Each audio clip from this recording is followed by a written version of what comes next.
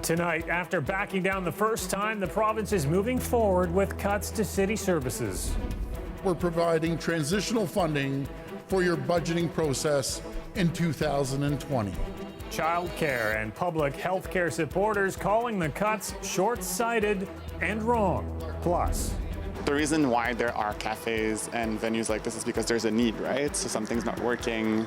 The next lottery for pot shop licenses goes tomorrow as the battle between bylaw officers and illegal dispensaries shows no sign of ending. And cottage owners may soon be feeling the pinch, forced to pay for hydro year-round, even if they only live there part-time. Good evening, I'm Mike Wise. The City of Toronto will be facing some new budget pressures next year as the province is once again saying municipalities will have to cut services or find ways to pay more of the cost of daycare and public health programs. It tried once already to impose those savings, only to scale them back. But as Angelina King tells us, this time it looks like the cuts are going ahead. 3 months ago, Premier Doug Ford announced the reversal of controversial municipal cuts to public health and childcare. We're a government that listens. Today, in front of a group of municipal leaders in Ottawa, he was back at a podium with similar sentiments, but a different outcome. We recognize our government moved quickly when we came into office to address our inherited challenges. But my friends, we're listening to you. Today, I'm so excited to announce this to this room that we're providing transitional funding for your budgeting process in 2020. Translation, some cuts are now coming January 1st. The province will foot 70% of public health costs. Currently, it picks up 100% of the bill in some municipalities. In Toronto, it's 75%. The board's chair says services like student breakfast programs, vaccinations, and disease prevention are at risk. Fundamentally, public health is about preventative health care. It's about preventing the diseases of tomorrow. And so this is a fiscally irresponsible decision that will have harmful consequences. And for the life of me, I can't understand why the Premier would have done this. Municipalities will also be paying for 20% of the cost of creating new childcare spaces, which were previously provincially funded. Sure, they've delayed some of those cuts now, but they're still coming, and that just creates uncertainty, stress for families, and sort of chaos at the municipal level across the province as they try to scramble to figure out what's happening.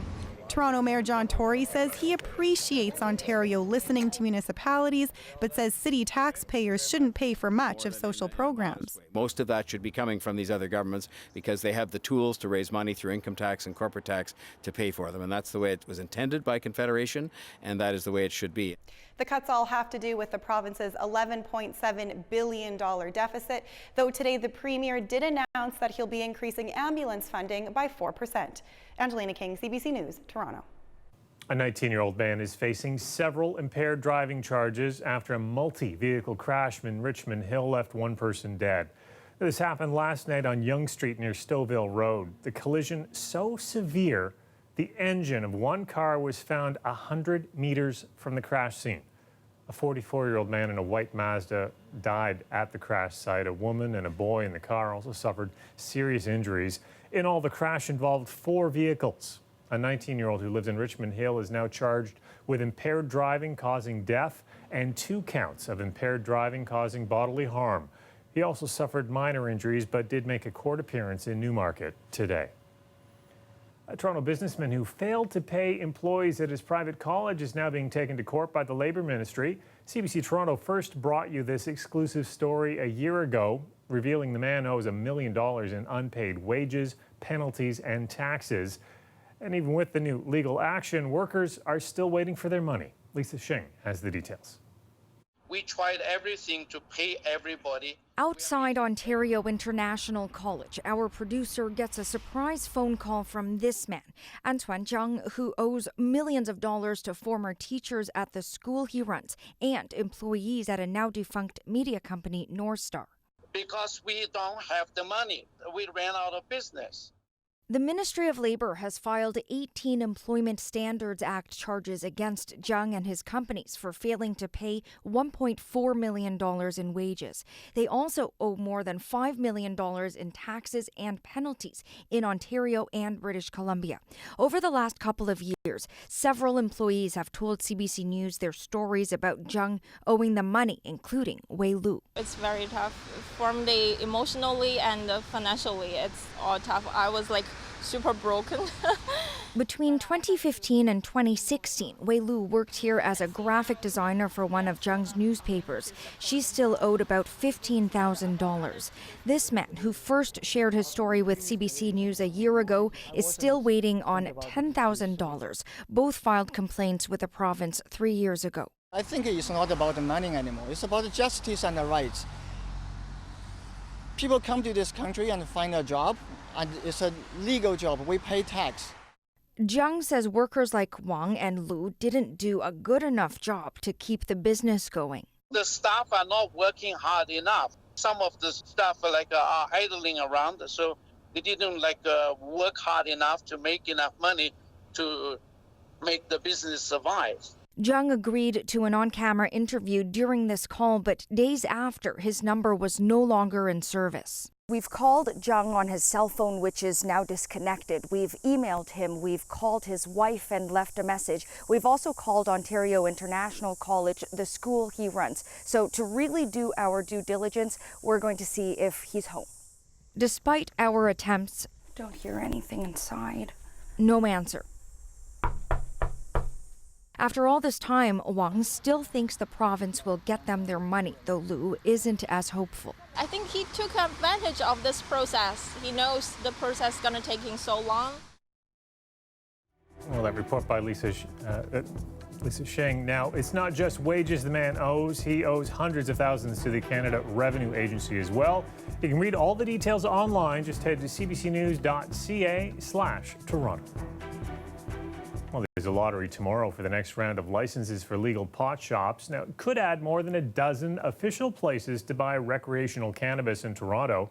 Since the first few stores opened in April, bylaw officials have faced big challenges trying to shut down the illegal dispensaries.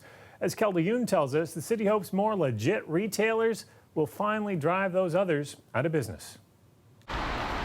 This discreet storefront at the base of a condo building near Spadina and Bremner is the latest illegal dispensary to be blocked by the city from opening. I think they're really ugly, and I don't really like the image it gives to the building. Residents say the pot shop opened earlier this summer, but didn't last long. The city says most of the time it's the landlord who takes action. Individuals can face up to a $250,000 fine and 2 years in prison. Other times, though, the city says landlords may be looking the other way, as is believed to have been the case with Cafe, an illegal dispensary just down the block that also has its entrance blocked. We have 4 different cafe locations, 4 different landlords that would appear on paper, and they're all allowing those activities to continue despite us making them aware that the activities are illegal and they've done nothing to get compliance with their property. Tomorrow, the chance to open the next 13 legal pot shops in Toronto will be awarded in a lottery by government regulators. With more places to buy legal weed, the city hopes that will nip the need for illegal stores in the bud. Hopefully in the long term, we'll have enough of a legal supply that customers will then choose to avail themselves of the legal supply, and there won't be as lucrative of a market for the illegal stores. The reason why there are cafes and venues like this is because there's a need, right? So something's not working. It will still take months for the new stores to open their doors, and some residents don't see the illegal ones going away anytime soon. I mean, it didn't stop a cafe, I think, because I saw people taking orders outside. It's not really stopping people at the end of the day. A total of 15 marijuana retail licenses will be handed out in tomorrow's lottery. Kelda Yoon, CBC News, Toronto.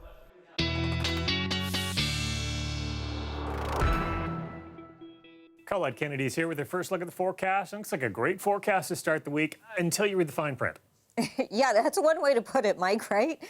We have these situations sometimes where it's like 95% of our viewing area is going to have one experience of the weather, and one little piece will get something different. And that's kind of what you need to know about overnight tonight. The slightest chance for an isolated shower. Very, very few will experience some wet conditions, but the risk is there. Otherwise, it's clear skies and the temperature falling off because of those clearer skies to near normal readings. So back a little bit cooler than last night, back towards those mid-teens.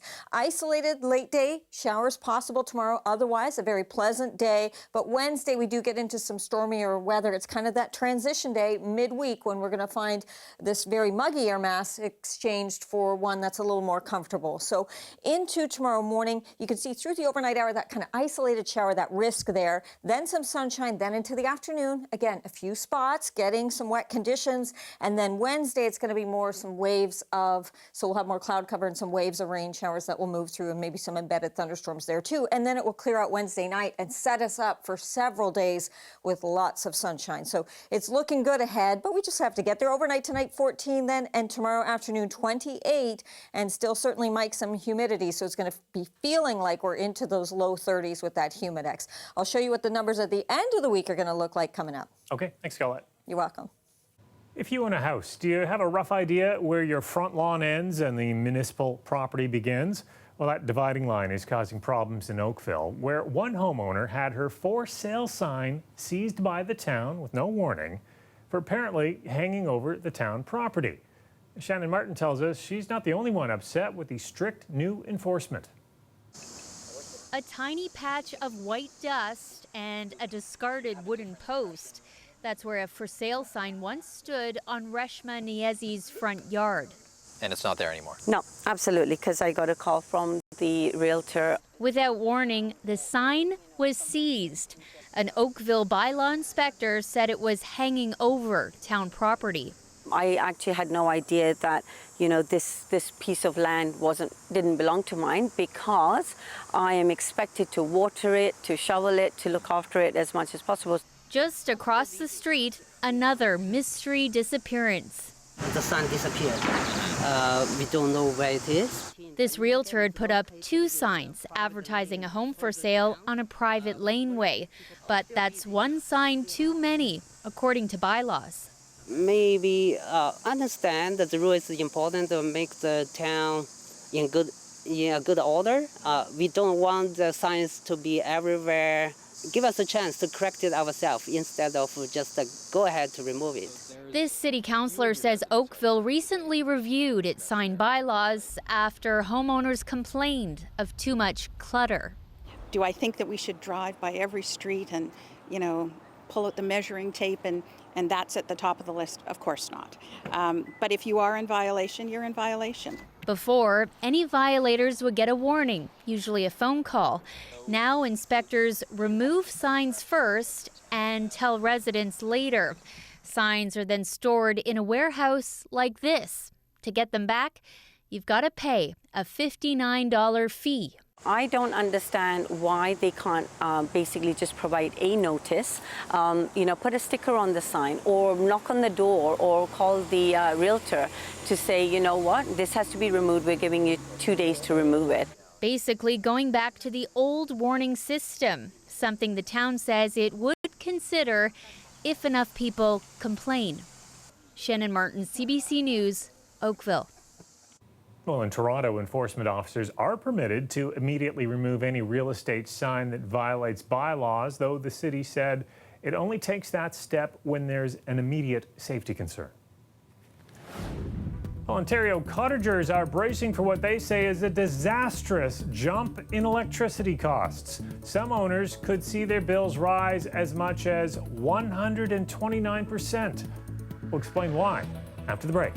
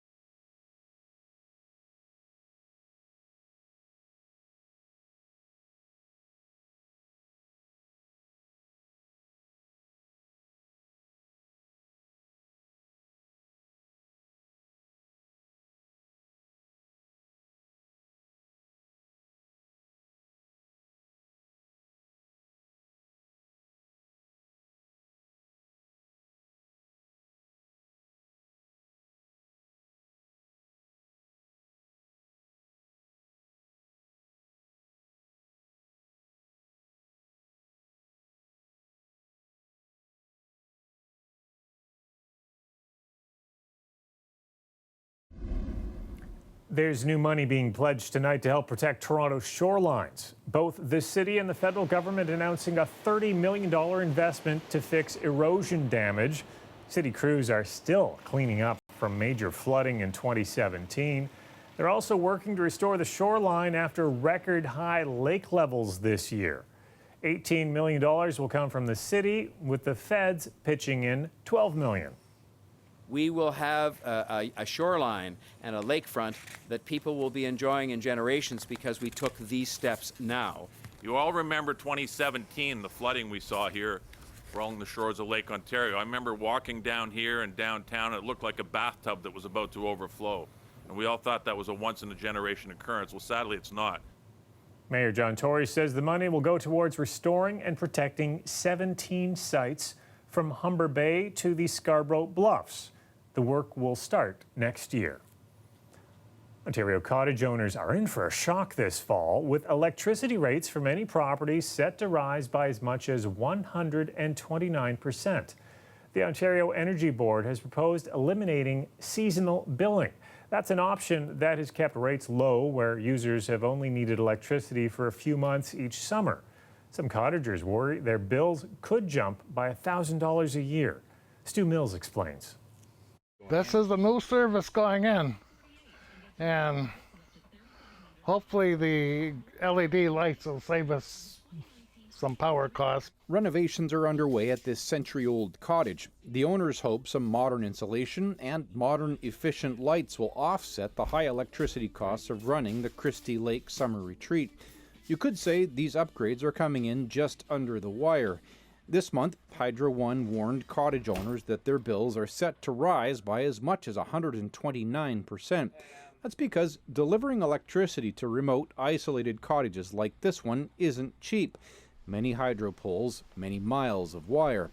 The Ontario Energy Board has asked Hydro One to kill the seasonal billing class made just for cottagers. In an analysis, the OEB found, in fact, that there are many cottage properties that aren't any harder to deliver power to than year-round homes. So, the OEB asked, why should those cottagers be paying less? To get a sense of what it is the Ontario Energy Board is arguing, I've come here, where on one side of the road, you have a cottage, a seasonal residence getting a seasonal bill. But on the other side of the road, year-round houses paying a different rate entirely. The OEB says taking seasonal use billing out of the equation would be fairer for cottagers and everybody else. Fairer maybe, but the news of a price spike has Christie Lake buzzing. Hydro One has warned thousands of cottagers like David Rogers that their bills could be rising by $1,000 a year. An increase like that, all of a sudden, is disastrous. I mean, that some people, that would put them out of cottage, out of their seasonal place.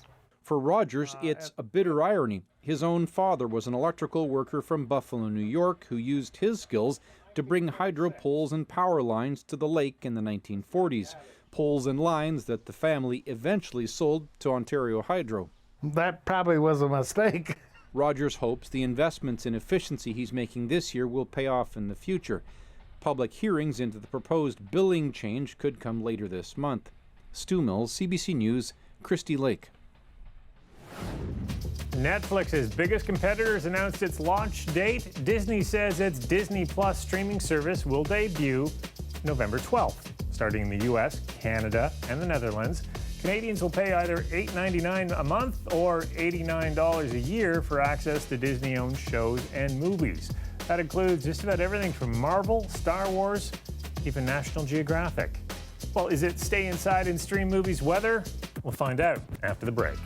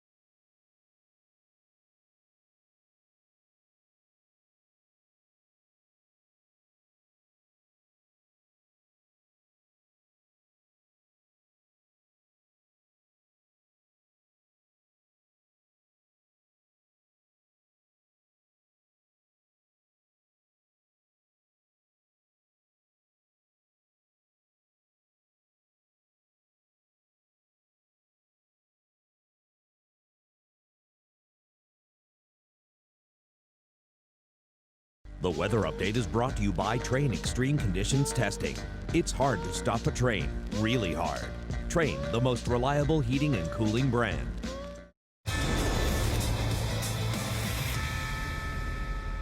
Well, Felix Auger-Aliassime is now the top-ranked Canadian in men's tennis.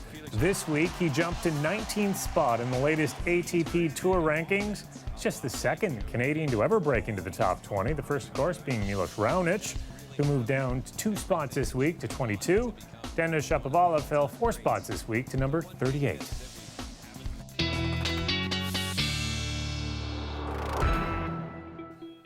Colette Kennedy's back with her extended forecast. We got some more humid weather tomorrow, and with that humidity, as we saw this weekend, comes rain. Thunderstorms. Yeah, that's right. So we do have kind of air mass where there's some buoyancy to it with that humidity, the moisture in the air. And so tomorrow afternoon, we could have some isolated showers just kind of popping up. Also, we get some of that wind coming off the lake and a little bit of convergence, and that's what can happen. I want to point something out. The average high for this time of year, just over 25 degrees, and the average low around 14, because earlier in the show, I mentioned that tonight our temperatures are going to drop closer to seasonal. So they were closer to 20 degrees last night, whereas tonight we're down into those mid-teens at the very least. Your highs today unofficially about 27. We got a little bit over 27 degrees. Here's that outlook. So we will see some sunshine tomorrow for sure, but then some clouds increasing and some isolated showers into the afternoon possible. And that's besides the risk of it's a slim chance of an isolated shower overnight tonight, but into tomorrow, it's not everyone who's going to see the wet conditions. You'll have a much greater chance of that, though, as we go through the day on Wednesday, starting in the wee morning hours and then kind of off and on through the day. But by the time we get to around dinner time, we should start to see this system kind of moving through. And then once that cold front is passed, we get into some clearer conditions and we'll see several days with sunshine, but the air mass is going to be drier in terms of the feel of it. And so that's why those humidity levels will be dropping. That's after Wednesday, however. Overnight tonight in southwestern Ontario, your lows look like this. So you're actually still in those upper teens, and boy, still a humidex tomorrow, 38. So still potentially towards 40. Some isolated afternoon showers, certainly possible in Windsor, that high of 30 degrees. Tonight, closer to seasonal around the GTA, clearer conditions, stray shower, not out of the question. And then tomorrow afternoon, those highs still pretty muggy. Again, the humidex 34, but the temperatures in most cases, we're talking about highs in those upper 20s, about 28 degrees. Wednesday, 27 to 28, still some humidity and waves of showers, some thunderstorms possible too. But see, as it clears out Wednesday night, it means we will see those temperatures again, the overnight lows dropping back closer to seasonal norms. And look at those readings Thursday, Friday, Saturday with sunshine on each day. We're talking about highs 23, 24 degrees. So actually a tiny bit below seasonal there at the end of the week, Mike. But lots of sunshine. Thanks a lot, Colette. No problem.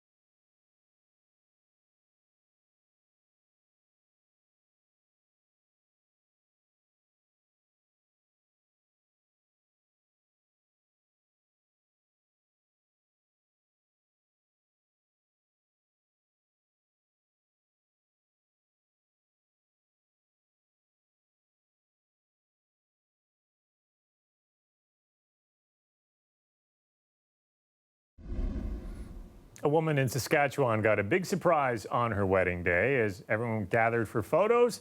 In walked an alpaca. It was so sweet. It just made me feel so loved that these people that surround me would do that for me and go to such measures to make me happy and make me smile. Well, the bride had never seen an alpaca that close up before. Her long obsession with the woolly animal led her bridesmaids to surprise her with one. The alpaca, named Chewy, lives on a farm just outside of Regina. People visit the alpaca where the owner teaches them about the furry animal. The owner also taught the bride and several of her bridesmaids biology in university, so the reunion was extra special. I could literally swear that her jaw hit the ground and she just started crying and tearing up and that type of thing. It was, I thought, the best gift that a bridesmaid could set up for a bride. She really did have a thing for alpacas. They're just absolutely phenomenal. Apparently it's quite easy for Chewy to attend weddings. No special trailer needed. The alpaca can simply hop into the back seat. If it rides in the limo, though. I don't know if there are any Southern Ontario alpaca farmers that offer the same service for brides here. You'd have to check. Well, that's our newscast for tonight. A couple of interesting authors on cue tomorrow. Terry Fallis will stop by to talk about his 7th novel, Albatross. That's about a writer who becomes the world's biggest and most reluctant golf star. And ahead of Fan Expo here in Toronto, Todd McFarlane is on cue to talk about his comic book empire. You can hear that tomorrow starting at 10 a.m. on CBC Radio 1. I'll see you back here tomorrow night at 11. Good night.